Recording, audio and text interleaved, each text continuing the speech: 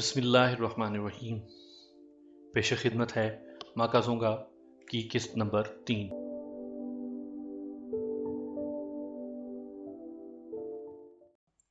پورے ماحول میں ایک پراسرار خاموشی چھائی ہوئی تھی، اور گھور تاریکی کی وجہ سے اس پراسراریت میں کچھ اور اضافہ ہو گیا تھا۔ جھاڑیوں اور درختوں میں چھپی ہوئی وہ شکستہ سی عمارت تاریکی میں ایک ہولہ محسوس ہو رہی تھی۔ اس پر اسراریت میں اس عمارت کی شکستگی بھی کردار ادا کر رہی تھی۔ عمران ایک شکستہ سے کھنڈر میں دبکا ہوا تھا۔ اس نے چست سیاہ لباس پہنا ہوا تھا اور منہ پر نقاب پہنا ہوا تھا۔ وہ اس سیاہ لباس میں تاریکی ہی کا ایک حصہ معلوم ہو رہا تھا۔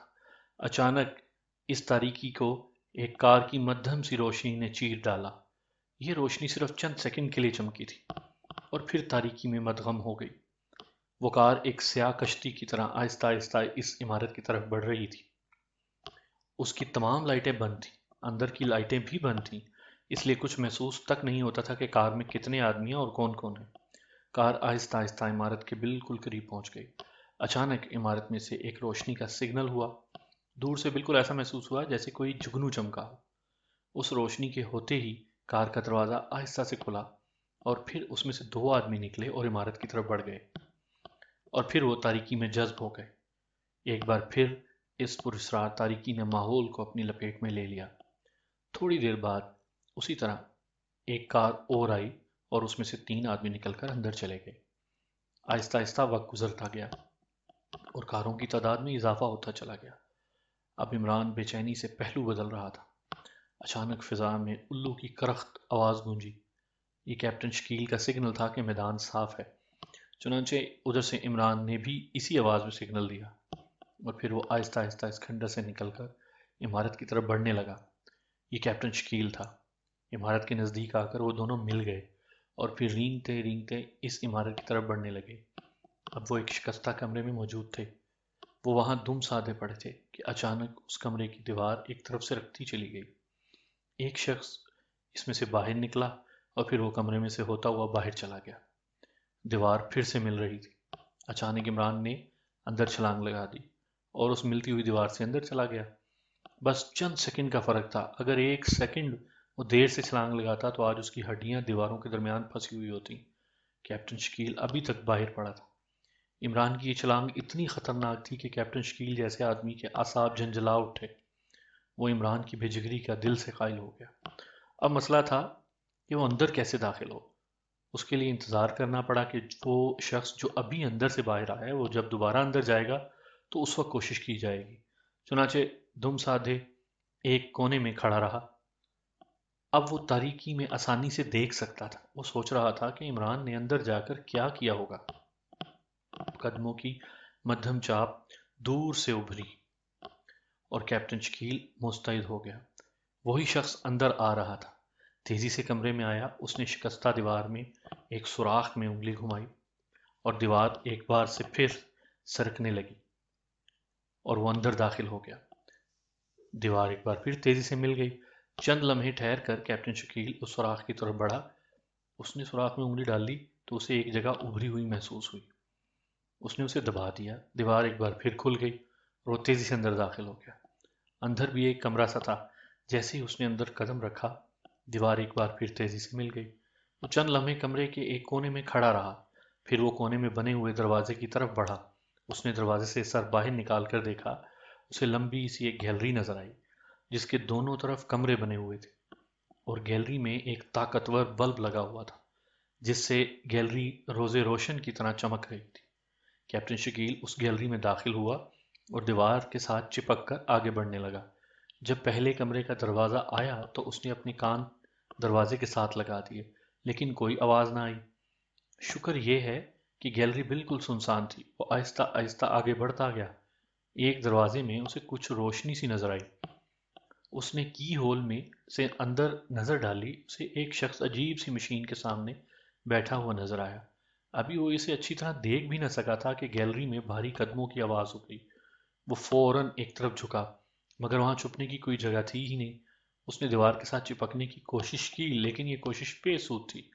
سامنے سے آنے والے 2 اشخاص تھے جن کے ہاتھوں میں ٹامی گنیں تھیں۔ جیسے ہی انہوں نے کیپٹن شکیل کو دیکھا وہ ایک لمحے کو ٹھٹکے، مگر دوسرے لمحے ان کی ٹامی گنیں اس کی طرف تن گئی۔ کیپٹن شکیل کے ہاتھوں کو جنبش ہوئی اور گیلری میں جلنے والا بلب ایک دھماکے سے بجھ گیا۔ کیپٹن شکیل نے انتہائی پھرتی سے چھلانگ لگائی اور دوسری طرف زمین پر لیٹ گیا۔ دونوں ٹامی گنوں سے گولیوں کی بچھاڑ ہوئی۔ اب وہ اندھا دھند گولیاں چلا رہے تھے۔ کیپٹن شکیل انتہائی تیز رفتاری سے زمین پر رینگ رہا تھا۔ اس کی جان سخت خطرے میں تھی۔ گولیاں اس کے ارد گرد پڑ رہی تھیں۔ اچانک اس نے سٹارٹ دبایا اور بھیانک چیخ ابھری۔ ایک ٹامی گن خاموش ہو گئی، پھر دوسری چیخ ابھری اور دوسری ٹامی گن بھی خاموش ہو گئی۔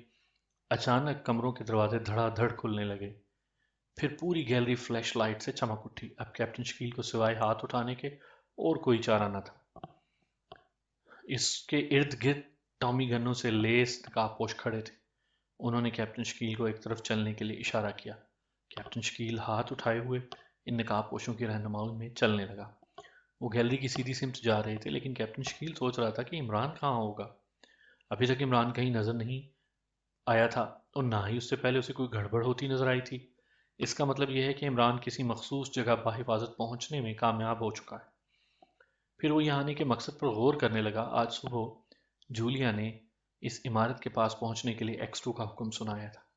پھر یہاں سے عمران ملا اور اس نے اسے بتایا کہ اس عمارت میں شاید ماکا زونگا کی مقامی برانچ کا ہیڈ کوارٹر موجود ہے، اس لیے آج رات تم اور میں اس عمارت میں گھسیں گے، شاید کوئی سراغ مل جائے۔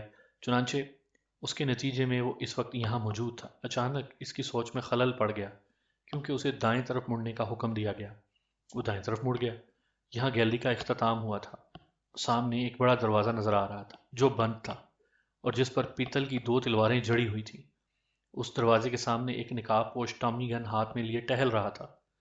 انہیں دیکھتے ہی وہ رک گیا اور اس نے شکیل کی طرف گن سیدھی کر لی۔ شکیل ایک لمحے کے لیے رک گیا، لیکن پیچھے سے ٹھوکا ملتے ہی پھر آگے بڑھنے لگا۔ جب وہ اس محافظ کے پاس پہنچا تو پیچھے آنے والے نقاب پوشوں میں سے ایک نے دروازوں کے محافظ کو مخاطب کرتے ہوئے کہا، ماں کا عظیم ہے۔ دروازے پر ٹہلنے والے محافظ نے جواب دیا، زونگا عظیم ترین ہے۔ اس کے بعد دروازے والے محافظ نے اپنی ٹامی گن نیچے کر لی۔ اس نے شکیل کی طرف اشارہ کر کے پوچھا کہ یہ کون ہے اور اس جگہ کیسے آیا؟ معلوم نہیں کیسے آیا ہے، ویسے مجھے تو کوئی مقامی جاسوس معلوم ہوتا ہے۔ پیچھے سے آواز آئی۔ کیپٹن شکیل ہاتھ اٹھائے خاموشی سے یہ مکالمے سنتا رہا۔ دروازے پر ٹہلنے والے محافظ نے ایک تلوار کے دستے پر بنے ہوئے کسی بٹن کو دبایا، پھر دوسری تلوار کے دستے پر زور دیا، پھر ان دونوں کی نوکوں کو کھینچا اور پھر ان تلواروں کے نیچے بنے ہوئے ہینڈل کو گھمایا۔ اب دروازہ ایک زوردار چڑچڑاہٹ کے ساتھ کھل گیا۔ اندر ایک بہت بڑا ہال نظر آیا جس میں چاروں طرف قسم قسم کی مشینیں چل رہی تھیں۔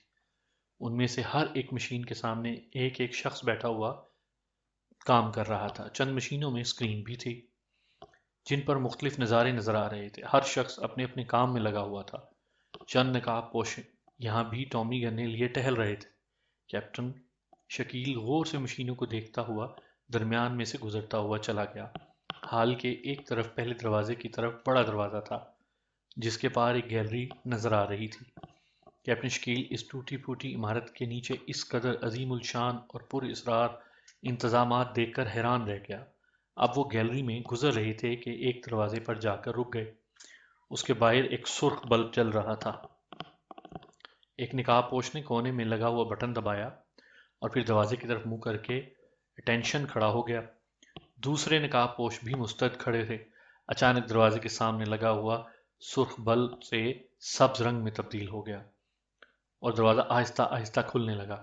نقاب پوشوں نے کیپٹن شکیل کو اندر چلنے کا اشارہ کیا اور کیپٹن شکیل آہستہ آہستہ اندر داخل ہو گیا۔ نقاب پوش بھی اندر داخل ہو گئے۔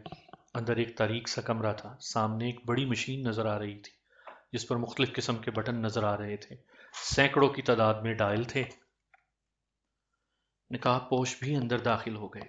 اندر ایک تاریک سا کمرہ تھا۔ سامنے ایک بڑی مشین نظر آ رہی تھی جس پر مختلف قسم کے بٹن نظر آ رہے تھے۔ سینکڑوں کی تعداد میں ڈائل تھے۔ اس مشین کے ایک کونے میں اسکرین بھی تھا۔ رنگ رنگ کے بلب بڑی تیزی سے اسپارک کر رہے تھے جس پر سرخ رنگ کی بہتات تھی۔ اس پورے کمرے میں بھی کوئی بھی شخص نہ تھا۔ کیپٹن شکیل حیران تھا کہ اب کیا ہوگا کہ اچانک بلب تیزی سے اسپارک کرنے لگا اور پھر اسکرین روشن ہو گئی جس میں ایک سایہ سا کرسی پر بیٹھا نظر آ رہا تھا۔ اس سائے کو دیکھتے ہی تمام نقاب پوشوں نے بیک وقت بلند آواز میں کہا، ماکا عظیم ہے، زونگا عظیم ترین ہے، ہم ماکا زونگا کو سلام کرتے ہیں۔ اچانک اس سائے کے ہونٹ ہلے اور پھر مشین پر لگی ہوئی ایک جالی میں سے آواز آئی، ماکا زونگا کے غلاموں میں یہ کون ہے؟ یہ شخص گیلری نمبر 1 میں پھر رہا تھا۔ کیا آواز اتنی غضبناک تھی کہ مشین کی جالی بھی تھر تھرا اٹھی اور کیپٹن شکیل کے کانوں میں جیسے لوہے کی گرم سلاخ اترتی چلی گئی اور وہ نقاب پوش جھک گئے۔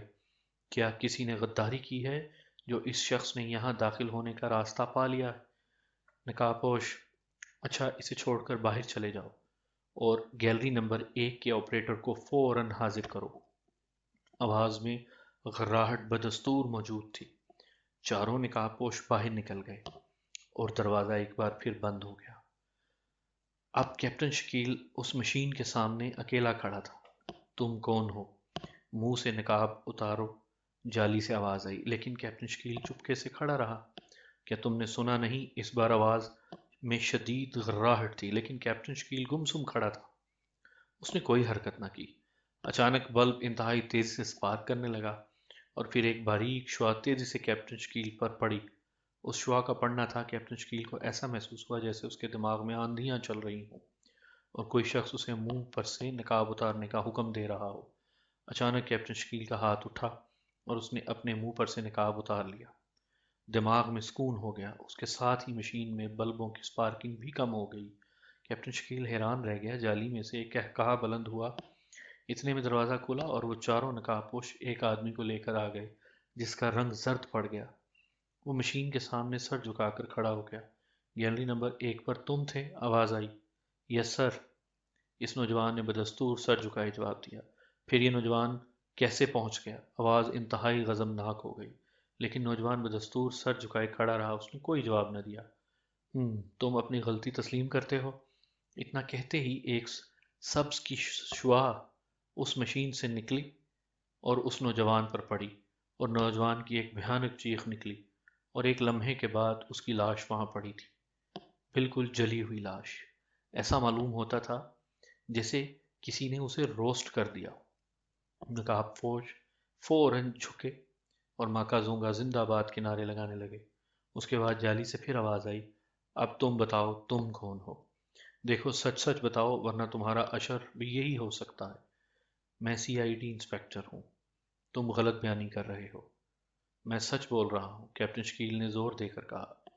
اچھا تم یہاں کیسے آئے؟ میں راہ بھٹک کر ادھر آ گیا، لیکن یہاں سے اچانک دیوار کھلی، دیکھ کر نیچے اتر آیا۔ بکواس، تم جھوٹ بول رہے ہو۔ دیکھو اپنی جان کے گاہک نہ بنو، سب کچھ بتا دو ورنہ یہاں لوگ موت کو ترستے ہیں اور موت نہیں آتی۔ میں نے سب کچھ بتا دیا ہے، کیپٹن شکیل نے کہا۔ ماکا زونگا کے غلاموں، تم باہر جاؤ اور چند منٹ کے بعد اس کی لاش لے جانا۔ اور نقاب پوش دروازہ کھول کر باہر نکل گئے۔ ابھی دروازہ پوری طرح بند نہیں ہوا تھا کہ کیپٹن شکیل نے پھرتی سے ریوالور نکال لیا اور پھر اس نے مشین پر لگاتار فائر کرنے شروع کر دیے۔ پہلا فائر ہوا اور ایک بہت بڑا بلب جو مسلسل سپارک کر رہا تھا ٹوٹ گیا۔ اس کے بعد دوسرا فائر ہوا اور سکرین تاریک ہو گئی۔ اس کے ساتھ ہی مشین سے ایک عجیب سی شعاع نکلی اور کیپٹن شکیل کی طرف بڑھی، لیکن کیپٹن شکیل پھرتی سے ایک طرف ہٹ گیا۔ شعاع سیدھی سامنے کے دروازے پر پڑی اور دروازہ پگھل گیا جیسے موم پگھلتی ہے۔ کیپٹن شکیل نے ایک اور فائر کیا اور ڈائل ٹوٹا، مگر اس کے بعد کیپٹن شکیل کے دماغ پر دھند سی چھا گئی۔ اس کے تمام احساسات یکدم سو گئے۔ اسے اتنا یاد تھا کہ وہ بری طرح ہاتھ پیر مارتا ہوا نیچے گر رہا ہے۔ اس کے بعد مکمل تاریکی تھی۔ عمران جیسے ہی چھلانگ مار کر اندر آیا، وہ ایک چھوٹے سے کمرے میں تھا۔ عمران چند لمحے اس کمرے میں کھڑا رہا، پھر ہاتھ میں پسٹل لیے دروازے سے باہر نکل آیا۔ سامنے ایک لمبی سی گیلری تھی جس میں ایک بہت بڑا تیز بلب جل رہا تھا اور گیلری کے دونوں طرف کمروں کے دروازے تھے اور سامنے سے 2 ٹامی گنوں والے راؤنڈ لگا کر واپس جا رہے تھے۔ عمران آہستہ آہستہ ان کے پیچھے چل دیا۔ اچانک وہ آخری سرے پر جا کر مڑنے لگے۔ اب عمران کے پاس چھپنے کی کوئی جگہ نہ تھی۔ عمران ایک لمحے کے لیے ٹھٹکا، پھر بجلی کسی تیزی سے ساتھ والے دروازے کی طرف بڑھا۔ اس نے دروازے پر زور دیا اور اتفاق سے وہ دروازہ کھلا ہی تھا۔ عمران پلک جھپکتے ہی اندر داخل ہو گیا اور آہستہ سے دروازہ بند کر دیا۔ راؤنڈ لگانے والوں کی قدموں کی آواز ویسے ہی نپی تلی تھی اور پرسکون تھی، اس لیے عمران کو اطمینان ہو گیا کہ اس کو انہوں نے نہیں دیکھا۔ اب عمران کمرے کے اندر کی طرف متوجہ ہوا۔ کمرہ خالی تھا، لیکن اس میں ایک میز اور کرسی رکھی ہوئی تھی۔ ایک طرف ایک بہت بڑی الماری رکھی ہوئی تھی، اس کا ایک پٹ کھلا ہوا تھا، اس میں قسم قسم کے کپڑے دکھائی دے رہے تھے۔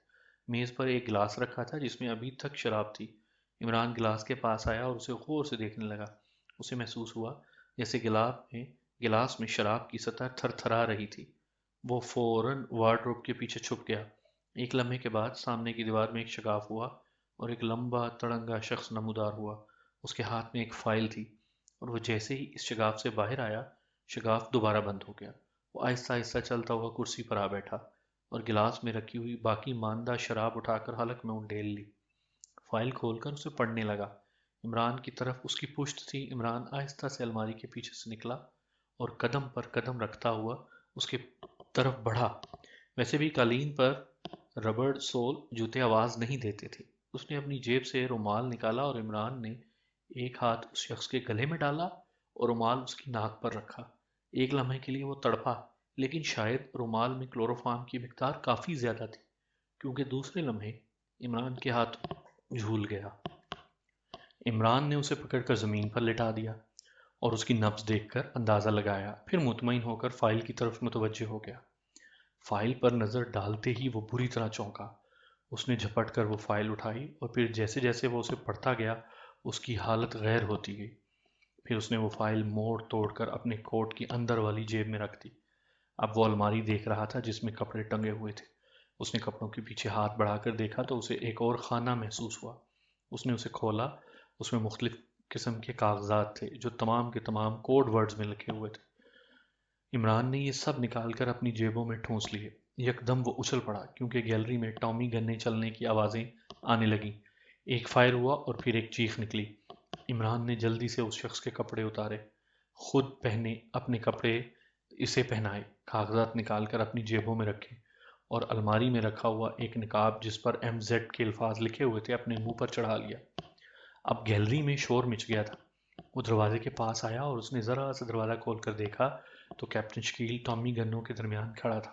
اس نے طویل سانس لی اور دروازہ بند کر دیا۔ اب وہ اس خفیہ دروازے کو کھولنے کا طریقہ معلوم کرنا چاہتا تھا۔ اس نے تمام دیواروں کو ہلکا ہلکا ٹھونکا مگر بے سود۔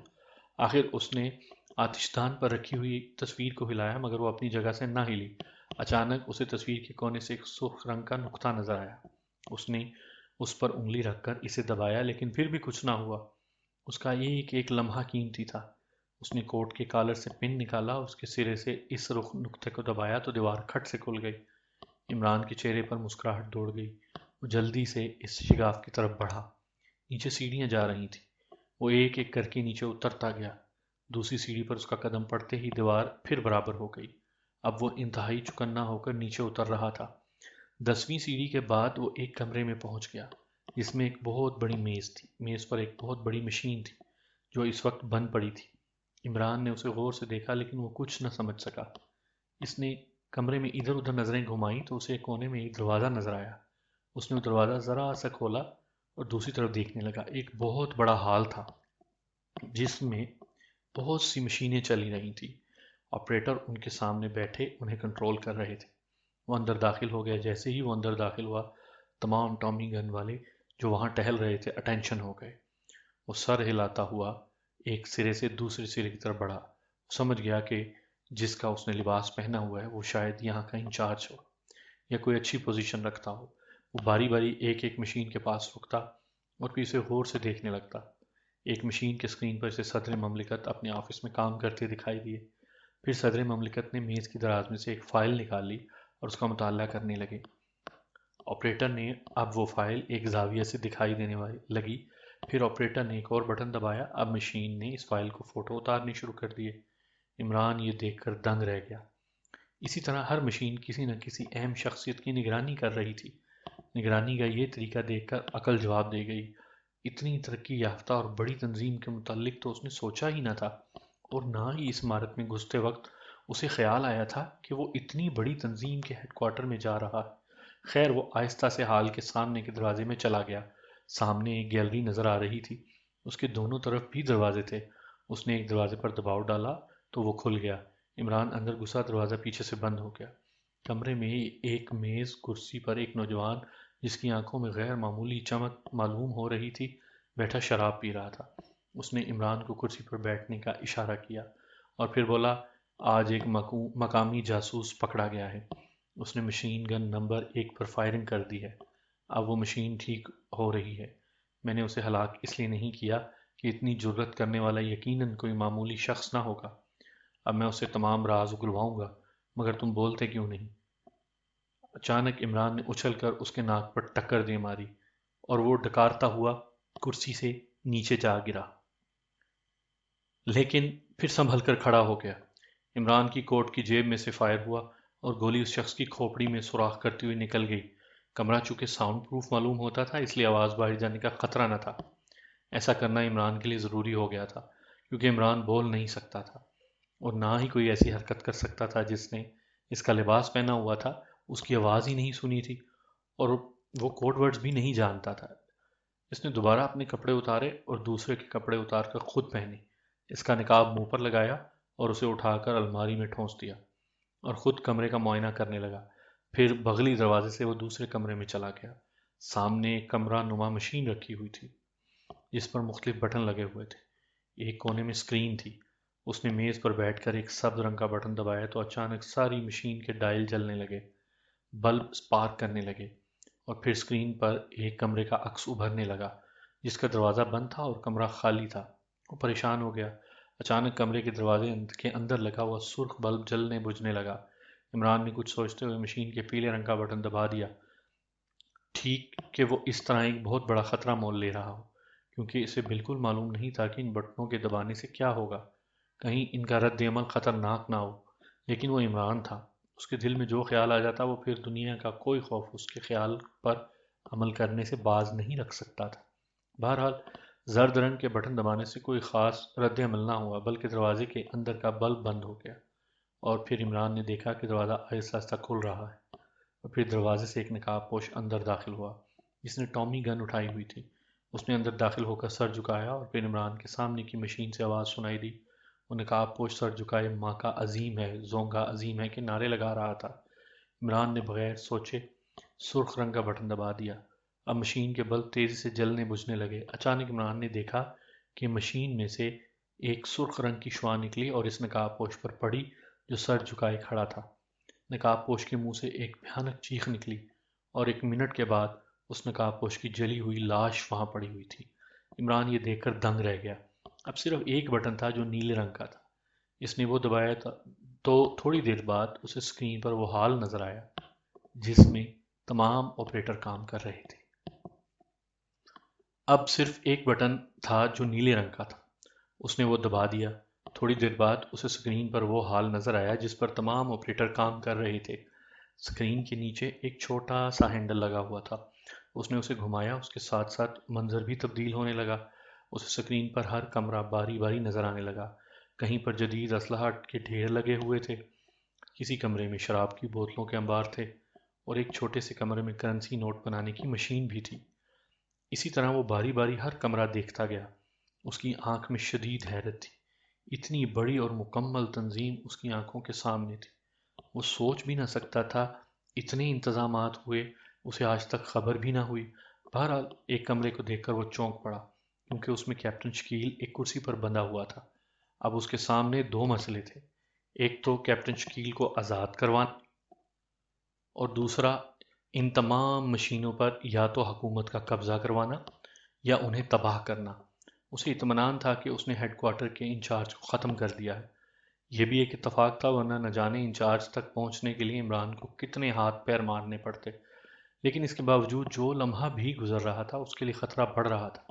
آخرکار اس نے ایک فیصلہ کن قدم اٹھانے کا فیصلہ کیا اور پھر کچھ سوچ کر انچارج کا لباس پہنے وہ کمرے سے باہر نکل کر گیلری میں آ گیا۔ یہ ایک انتہائی خطرناک اقدام تھا، کیونکہ عمران کو بالکل معلوم نہیں تھا کہ آیا انچارج کبھی راؤنڈ بھی لگاتا تھا یا نہیں۔ اگر لگاتا تھا تو باقی لوگوں سے اس کا رویہ کیسا تھا۔ بہرحال جو ہو سو ہو کہ مصداق سے اس نے فیصلہ کن قدم اٹھایا۔ اب وہ ہاتھ پر ہاتھ دھرے بھی تو نہیں بیٹھ سکتا تھا، بہرحال جیسے ہی اس نے گیلری میں قدم رکھا اسے معلوم ہوا جیسے پورے ماحول میں ایک عجیب قسم کی بے چینی، سنسنی اور پر اسراریت سے پھیل گئی، جسے عمران نے بھی بخوبی محسوس کر لیا۔ اس سے اسے معلوم ہوا کہ انچارج اول تو کبھی باہر نہیں نکلا، دوسرا اس کا رویہ دیگر لوگوں سے انتہائی سخت رہا ہوگا، ورنہ اسے دیکھتے ہی پورے حال میں ایک بے چینی اور عدم اطمینان کی لہر نہ دوڑ جاتی۔ جیسے ہی عمران آہستہ آہستہ سے گیلری میں سے نکلا، سامنے پہرا دینے والے نقاب پوشوں کے گروہوں سے ماں کا عظیم ہے، زونگا عظیم ترین ہے کے نعروں سے اس کا استقبال کیا گیا، لیکن عمران آہستہ آہستہ سے ان کے پاس سے گزر گیا۔ اس نے صرف ایک ہاتھ جس پر سیاہ رنگ کے دستانے پہنے ہوئے تھے اٹھانے پر اکتفا کیا۔ وہ ہال میں داخل ہو گیا۔ اسے دیکھتے ہی تمام آپریٹر اپنے کاموں میں اور بھی زیادہ تندہی سے مصروف ہو گئے، کسی نے ایک نظر بھی اٹھا کر اوپر نہ دیکھا۔ عمران ان کے درمیان میں سے گزرتا ہوا دوسری گیلری میں نکل آیا۔ وہ نقاب پوش ہوش ٹامی گن اس کے پیچھے پیچھے بطور باڈی گارڈ آ رہے تھے۔ عمران ایک طرف دروازہ کھول کر ایک کمرے میں داخل ہو گیا، پھر اس کے عقبی دروازے سے داخل ہو کر وہ بڑے ہال میں داخل ہو گیا۔ یہاں ایک بہت بڑا پلانٹ کسی بہت بڑے مقصد کے لیے نصب تھا۔ عجیب و غریب مشینیں تھیں۔ عمران سمجھ گیا کہ یہ پلانٹ کسی بہت بڑے مقصد کے لیے یہاں نصب ہے۔ بہرحال وہ اس کے آپریٹر کے پاس جا کر کھڑا ہو گیا۔ اس نے اس پلانٹ کا مقصد سمجھنے کے لیے اسے غور سے دیکھنے لگا۔ اچانک ایسا محسوس ہوا جیسے کسی نے اسے اٹھا کر ہواؤں میں اچھال دیا ہو، لیکن یہ صرف اس کی ذہنی کیفیت تھی، کیونکہ اب اس پلانٹ کا مقصد وہ کسی حد تک سمجھ گیا تھا۔ یہ پلانٹ زمین سے پانی باہر نکالنے کے لیے نصب تھا، جس کا مظاہرہ پچھلے دنوں ماکا زونگا بطور سزا کر چکا تھا۔